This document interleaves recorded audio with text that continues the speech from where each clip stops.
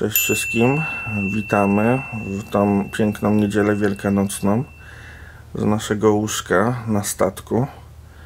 Jest 6:30 rano, zaraz szybkie śniadanie i lecimy zwiedzać Dolinę Królów. Piękny poranek od samego rana. Właśnie się czekautujemy ze statku na ten dzień. Idziemy do autobusów i jedziemy do Doliny Królów. Jesteśmy pod kolosami Memnona. Ludzi tyle. A jest po 8 rano. Kolosy mają prawie 20 metrów wysokości i robią na pewno piorunujące wrażenie. Ale ta liczba ludzi tutaj jest rzeczywiście porażająca. Są też dość mocno zniszczone. Ale na pewno warto je zobaczyć po drodze do Doliny Królów.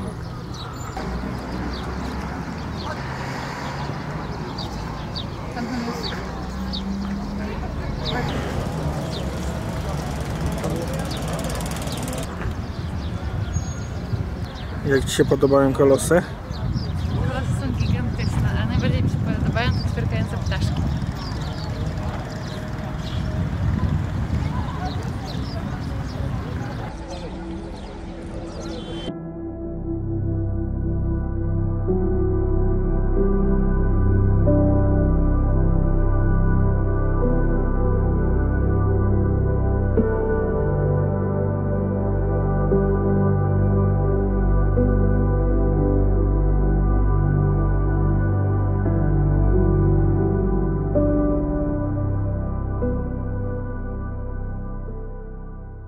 Teraz czas na show w fabryce alabastru. Już się powoli zaczyna, idziemy.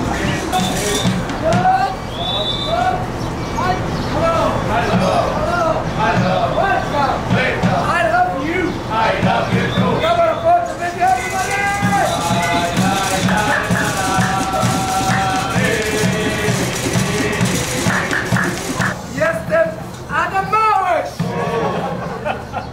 Tutaj ja mam, kochani, alabasta! Ile kolorek? Ile kolorek? Numer 1! Albo!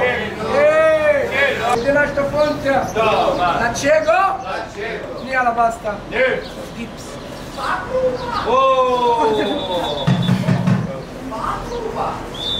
What is it? What is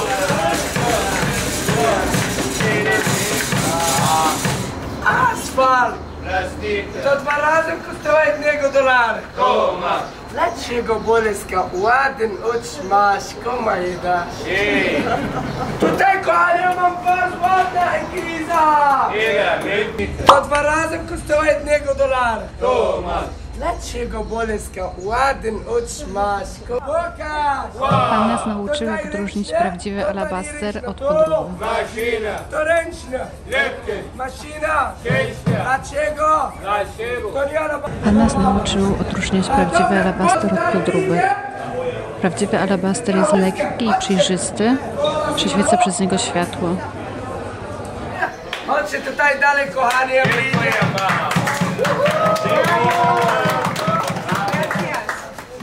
Stragany są oznaką kolejnej atrakcji. Pięknie osłonięty od słońca targ. Bardzo ładne odbicia i trochę wytchnienia na pustyni. No i przed nami świątynia Hatshepsut. Zaraz tam idziemy. A takimi meleksikami dowożą nas do świątyni. Zapraszamy Was teraz, żebyście razem z nami odwiedzili tą przepiękną świątynię, która znajduje się za nami. Jest to świątynia Hatshepsut, świątynia faraon, która była kobietą, pierwszą kobietą faraonem w historii Egiptu.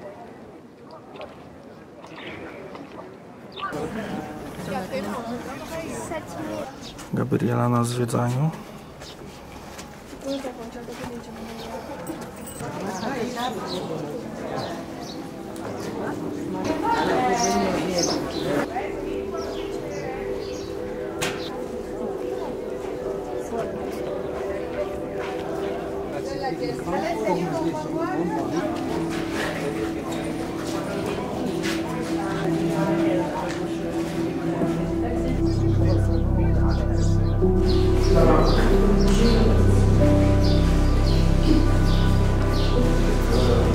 Tak wygląda koniec świątyni.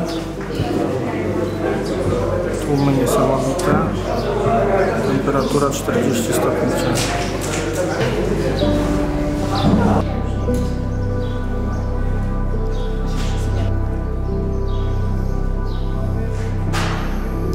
Jakby ktoś się zastanawiał, czy kolejki są duże.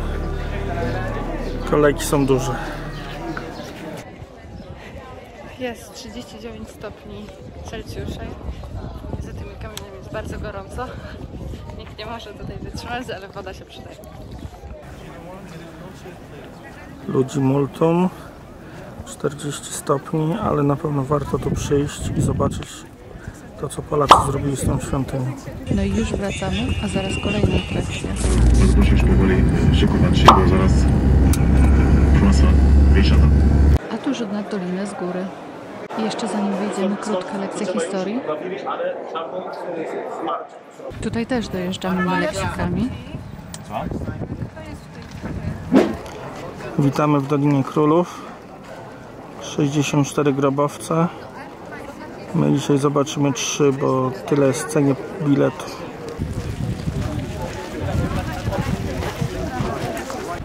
W planach mamy iść do grobowca Ramzesa III, IV i IX. Będą to grobowce numer 2, 6 i 11. I być może jeszcze pójdziemy do jednego, który jest jednym z najdłuższych i wtedy ominiemy jednego Ramzesa.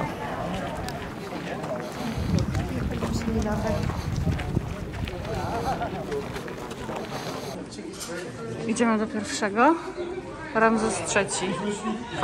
Komora numer 11. Jesteśmy w grobowcu. Grobowiec Ramzesa III.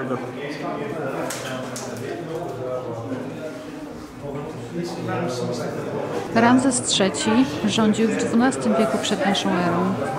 Jego grobowiec jest jednym z większych i bardziej imponujących grobowców w Dolinie Królów. Zawiera korytarze, komnaty i sale, które były używane do przechowywania mumii i skarbców, w tym ofiar składanych dla zmarłego faraona.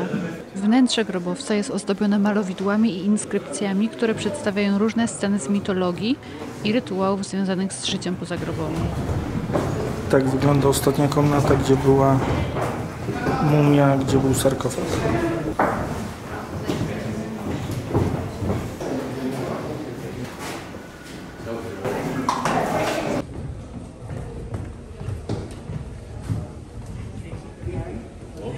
Właśnie wyszliśmy z pierwszego grobowca Ramzesa III.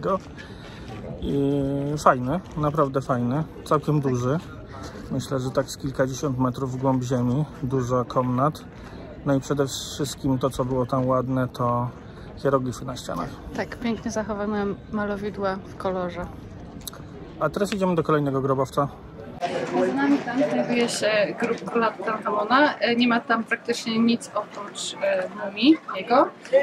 Można wykupić tam dodatkowe wejście, które kosztuje $12, ale my tym razem nie idziemy. Idziemy teraz do jednego z najgłębszych dostępnych grobowców. Ma ponad 200 stopni, 135 metrów w dół. No i mam nadzieję, że uda nam się przetrwać drogę powrotną. Grobowiec Meren Ptaha. Zobaczymy, czy fajny. Lecimy ostro w dół. Wszędzie hieroglify na ścianach. Wygląda to super. I dolny grobowiec przed nami. Robi wrażenie, jest ogromny. A tam jeszcze jeden. Także nie kłamali, 2 sarkofagi są.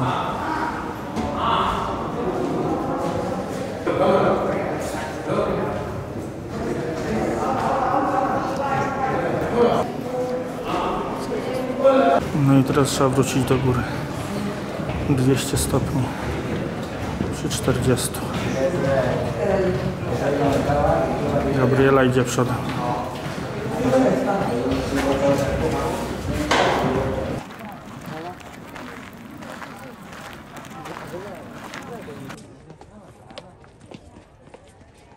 A teraz idziemy do ostatniego już grobowca, Ramzesa IV. I tak się zaczyna grobowiec Ramzesa IV. Ostatni grobowiec zdecydowanie najjaśniejszy.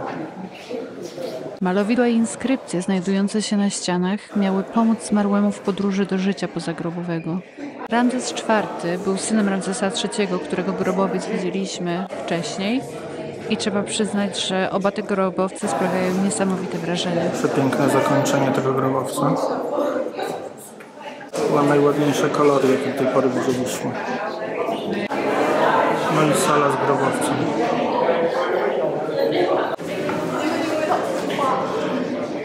Sarkofag ogromny, robi naprawdę niesamowite wrażenie. Żegnamy się już z Doriwam z ostatnim grobem. Ale jest pięknie. I gorąco. Odwiedziliśmy wszystkie 3 groby. Były dłuższe, były krótsze, były bardziej kolorowe, mniej kolorowe. Zdecydowanie najbardziej podobał nam się ten ostatni, czyli KV2. Jest to grobowiec Ramzesa IV i rzeczywiście, jeżeli chodzi o kolory, jeżeli chodzi o sarkofag, jest zdecydowanie na pierwszym miejscu. To, co nam się najbardziej podobało, to sala końcowa, gdzie dominowały kolory żółte i niebieskie, a wręcz granatowe. To jest coś, co jest raczej niespotykane w Dolinie Królów obecnie. Papa Dolina Królów.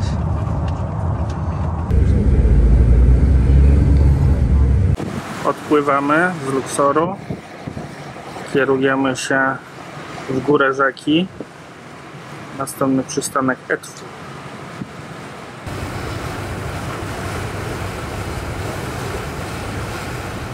Ruszyliśmy właśnie. A tak, okoliczni mieszkańcy uprawiają handel na Nilu.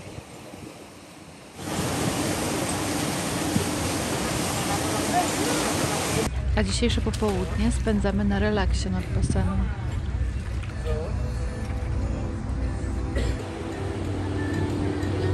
W planach mamy pływanie, opalanie się, czytanie książek, a także oglądanie, jak wyglądają brzegi Nilu. A wieczorem będziemy się przeprawiać przez śluzę w miejscowości Esna. Pokażemy Wam, jak nasz dzień wyglądał na birolku. Miłego oglądania!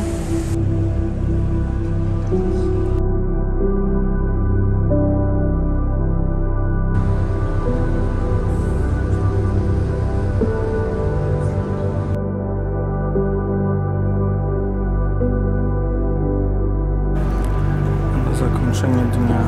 Czekamy pod śluzą na naszą kolej, żeby przepłynąć. Zobaczymy, jak długo będziemy czekać. Na razie kolejka jest dosyć spora.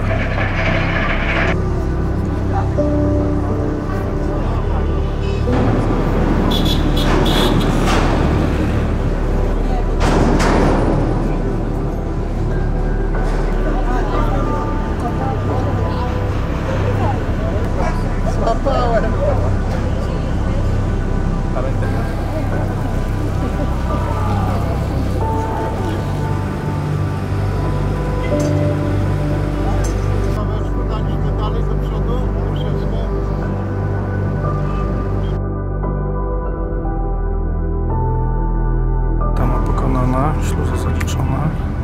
Na dzisiaj to było na tyle. Trzymajcie się, do jutra, cześć.